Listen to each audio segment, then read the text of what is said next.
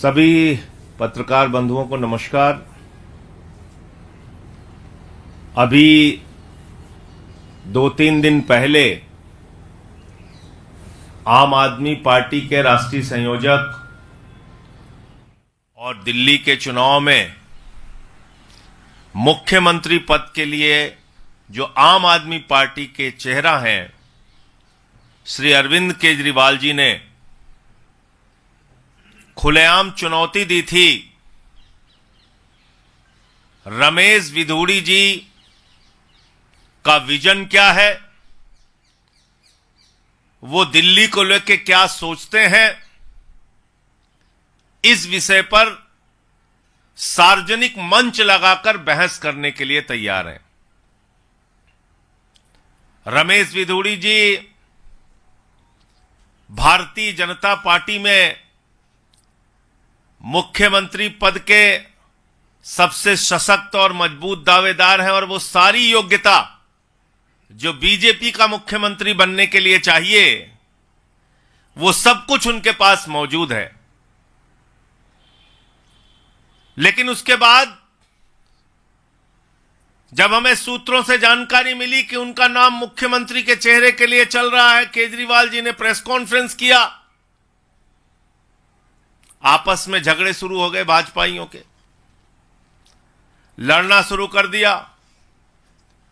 प्रवेश वर्मा ने कहा हम भी हैं, किसी और ने कहा हम भी हैं, हम भी के चक्कर में झगड़ा हो गया और पता चल रहा है रमेश विधूड़ी अब कह रहे हैं नहीं हम नहीं है। तो कौन है दूल्हा आपका भाई? बिना दूल्हे की बारात लेकर भारतीय जनता पार्टी कहां जा रही है? बिना दूल्हे की बारात लेकर भारतीय जनता पार्टी दिल्ली को क्या बताना चाह रही है? तो फिर तो यह बहुत ही खतरनाक बात है कि चुनाव हो जाएगा और चुनाव तक दिल्ली वालों को यही नहीं पता चलेगा कि भारतीय जनता पार्टी की ओर से मुख्यमंत्री का चेहरा कौन है, उनका कौन है जो दिल्ली के लिए उनका सीएम फेस है।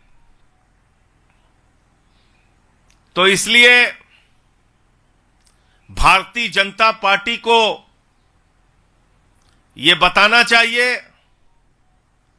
कि उनका दूल्हा कौन है, मुख्यमंत्री का चेहरा कौन है।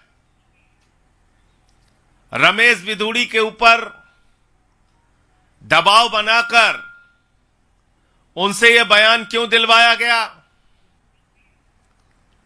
और अगर वो मुख्यमंत्री के चेहरे नहीं है तो फिर उनका चेहरा कौन है, यह दिल्ली और देश की जनता जानना चाहती है। और शाम को 4 बजे इसको लेके आम आदमी पार्टी का एक आयोजन भी है जिससे आपको और स्पष्ट हो पाएगा भारतीय जनता पार्टी की असलियत और सच्चाई। आपके कोई प्रश्न हो तो आप पूछ सकते हैं। आप प्रवेश वर्मा को लेकर कह रहे थे कि उन्होंने आचार संहिता का उल्लंघन किया है, लेकिन खबर यह है कि चुनाव आयोग और दिल्ली पुलिस को उनके खिलाफ सबूत ही नहीं मिले हैं, एक तरीके की क्लीन चिट दे दी गई है। देखिए, पुरानी फिल्मों में हम लोग सीन देखते थे कि जब कोई इलाके का माफिया और दादा होता था वो खुलेआम हजारों लोगों की भीड़ में मर्डर कर देता था, हजारों लोगों की भीड़ में पीट पीट के वसूली करता था, हजारों लोगों की भीड़ में बड़े बड़े अपराध करता था। लेकिन जब पुलिस आती थी तो पूरा का पूरा गांव, पूरी की पूरी बाजार भय और आतंक के कारण शांत हो जाती थी। मुझे लगता है चुनाव आयोग, दिल्ली पुलिस, ये सब यहां का डीएम, एसएचओ, ये सब भारतीय जनता पार्टी के आतंक से, उनके भय से बोल नहीं पा रहे हैं। और जो खुलेआम हो रहा है साड़ी बांटी जा रही है, चश्मा बांटा जा रहा है, उसका ट्वीट कोई और नहीं, खुद से प्रवेश वर्मा कर रहे हैं। मॉडल कोड ऑफ कंडक्ट लगने के बाद चश्मा बांटने का ट्वीट किसी और ने नहीं, स्वयं प्रवेश वर्मा ने अपने ट्विटर हैंडल से किया। चादरें बंट रही हैं, उसके प्रमाण हजारों की संख्या में चादर बंट रहे हैं, उसके प्रमाण मौजूद हैं। पैसे बांटे गए, उसके प्रमाण मौजूद है, कैमरे के सामने आके महिलाओं ने बोला। तो आप बताइए मुझे, इसके बावजूद अगर एसएचओ और डीएम कह रहा है कि उनको प्रमाण नहीं मिल रहे हैं, तो ये तो पुरानी फिल्मों का ही दृश्य याद आ रहा है। इसलिए चुनाव आयोग को अगर निष्पक्षता से जांच करानी है तो इस डीएम और इस एसएचओ से तो जांच संभव नहीं है, और उससे कोई भी रिपोर्ट आपको मिलने वाली नहीं है।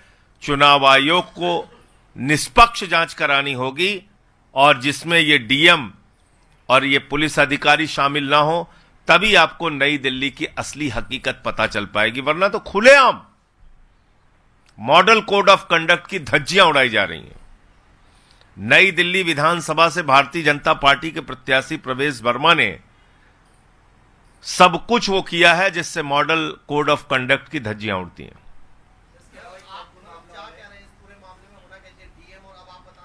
देखिए, डीएम और एसएचओ जो खुद मिले हुए हैं बीजेपी से, वो कैसे आप उनसे उम्मीद कर सकते हैं कि वो निष्पक्ष जांच करेंगे या निष्पक्ष रिपोर्ट देंगे? जो जिलाधिकारी खुद मिला हुआ है, जो एसएचओ खुद मिला हुआ है, वो कैसे आपको रिपोर्ट देगा? उसी से आप रिपोर्ट मांग रहे हैं।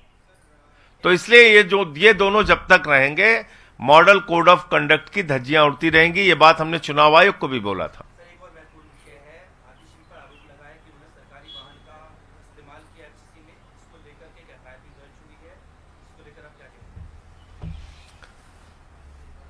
देखिए, ऐसा है कि हम कोई बात करते हैं, कोई शिकायत करते हैं, उस पर कार्रवाई नहीं होनी है।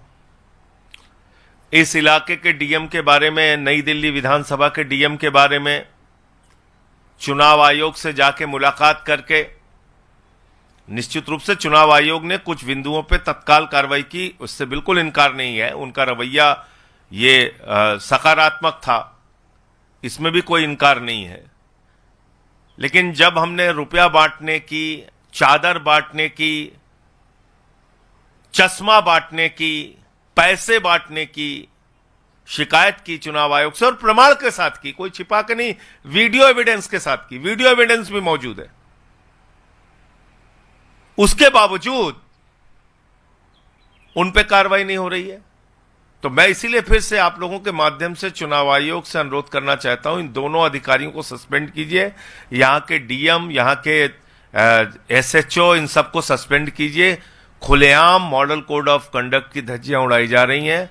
और आतिशी को लेके जो आपने बात कही है, आने दीजिए सच्चाई सामने क्या है। एफआईआर में उनका नाम नहीं है, लेकिन कहा गया है कि आरोप है। आने दीजिए ना, आरोप तो ऐसे मुंह जबानी दिन भर लगाते रहते हैं भाजपाई। इसके अलावा सर कैट मैं आपको एक वीडियो भी दिखा देता हूं आपकी जानकारी के लिए।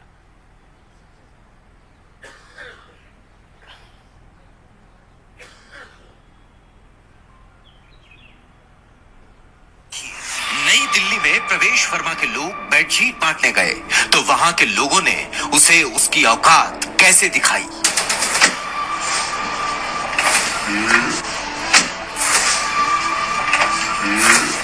तो सही चीज नहीं है, not correct. Thank you sir. Vote खरीदने वाले ऐसे गालीबाजों को पूरी दिल्ली इसी तरह सबक। अब आप देखिए कि इसमें जो बेडशीट है उसमें बाकायदा पैकिंग है, पैकिंग के ऊपर फोटो लगी है प्रवेश वर्मा की, और ये वीडियो हमने चुनाव आयोग के साथ शेयर किया है, चुनाव आयोग को इसकी जानकारी दी है, और ये बात डीएम और एसएचओ को नहीं पता चल रही है। इसका मतलब क्या है? दो के दोनों मिले हुए हैं। इनको जब तक सस्पेंड करके हटाया नहीं जाएगा, तब तक आप नई दिल्ली विधानसभा में निष्पक्षता के साथ मॉडल कोड ऑफ कंडक्ट को लागू करते हुए चुनाव कराना यहां संभव नहीं है। मामला हाईकोर्ट भी पहुंचा तो कोर्ट ने भी कहा कि देरी क्यों हो रही है, कदम पीछे खींचे, इससे आपकी मंशा पर, ईमानदारी पर भी संदेह होता है। कोर्ट ने क्या कहा, हाई कोर्ट ने क्या कहा, देरी क्यों हो रही है? इसका मतलब अब तक जितनी भी खबरें चलाई गई वो भारतीय जनता पार्टी के दफ्तर में तैयार की गई, फ्रॉड थी, फर्जी थी, मनगढ़ंत तरीके से बनाई गई थी। इसका मतलब सीएजी की कोई रिपोर्ट आई नहीं और उसके बावजूद चुनाव आचार संहिता दिल्ली में लगी हुई है और उस चुनाव आचार संहिता की धज्जियां उड़ाते हुए फर्जी सीएजी रिपोर्ट मीडिया के सामने भारतीय जनता पार्टी के वरिष्ठ नेताओं ने दिखाई। इसका मतलब वो हाईकोर्ट को भी चुनौती दे रहे हैं। एक तरफ हाईकोर्ट में मामला चल रहा है, दूसरी तरफ इनकी राजनीति चल रही है। न्यायालय का जो मामला है वहां अपना पक्ष हम लोग रखेंगे, अपना जवाब हम लोग देंगे, लेकिन जहां तक सीएजी रिपोर्ट को लेकर फर्जीवाड़ा किया है भारतीय जनता पार्टी के नेताओं ने, दुष्प्रचार किया है भारतीय जनता पार्टी के नेताओं ने, गलत खबरें आम आदमी पार्टी की सरकार के बारे में फैलाई है भारतीय जनता पार्टी के नेताओं ने, उनके खिलाफ कार्रवाई होनी चाहिए। न्यायालय की कार्रवाई पे मैं कोई टिप्पणी नहीं करूंगा, वहां पर हम अपने जवाब देंगे। लेकिन यह बात बिल्कुल स्पष्ट हो गई कि सीएजी की कोई रिपोर्ट टेबल नहीं हुई है। अनुराग ठाकुर से लेके सुधांशु त्रिवेदी से लेके जितने लोगों ने भी सीएजी रिपोर्ट को लेकर हवाला दिया है, बात की है, उन पर कार्रवाई होनी चाहिए। प्रियंका,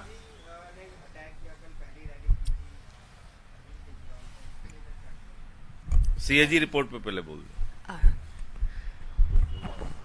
देखिए, जैसा संजय सर ने बताया, अब तक जो भी भाजपा ने एक हफ्ते से प्रचार किया था, मीडिया हाउसेस को लीक की रिपोर्ट, ये सब फर्जीवाड़ा था। आप सोचिए, अनुराग ठाकुर जी ने तो प्रेस वार्ता तक कर दी और फर्जी दस्तावेज दिखाकर आम आदमी पार्टी के खिलाफ एक माहौल बनाने की कोशिश की। ऐसे झूठे मक्कार भाजपाइयों से सावधान रहना है जनता को। इनकी शूट एंड स्कूट पॉलिसी रहती है। ये हमेशा आम आदमी पार्टी के ऊपर झूठे आरोप लगाते हैं जो कभी भी साबित नहीं हो पाए। बाकी जैसा संजय सर ने कहा, ये मामला अब कोर्ट में है, हम कोर्ट में अपना जवाब रखेंगे।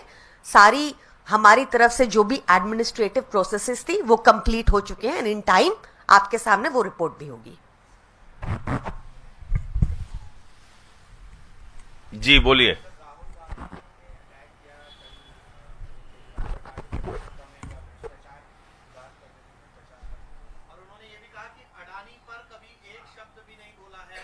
इससे ज्यादा हास्यास्पद बात कोई हो सकती है?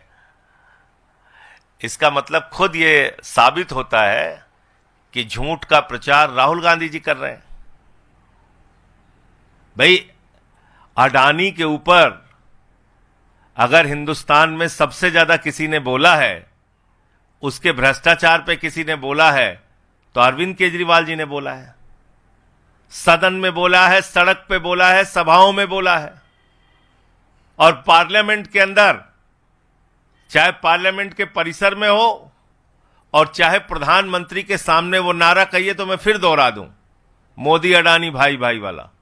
किसने लगाया था? हम लोगों ने लगाया था, आम आदमी पार्टी वालों ने।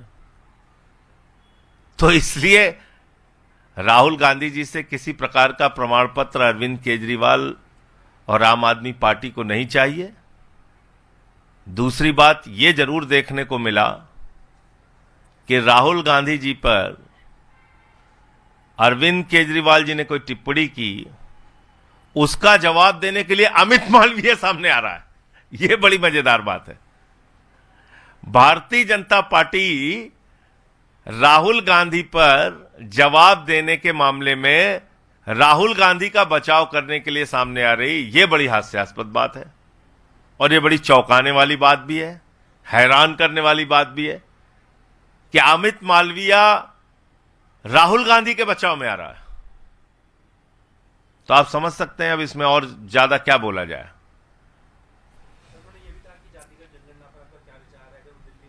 सारी चीजों पे विचार हम दे चुके हैं अपना। जातिगत जनगणना से लेके सारे मुद्दों का हम सब अपनी बात रख चुके हैं। जाति जनगणना के कब खिलाफ थे हम?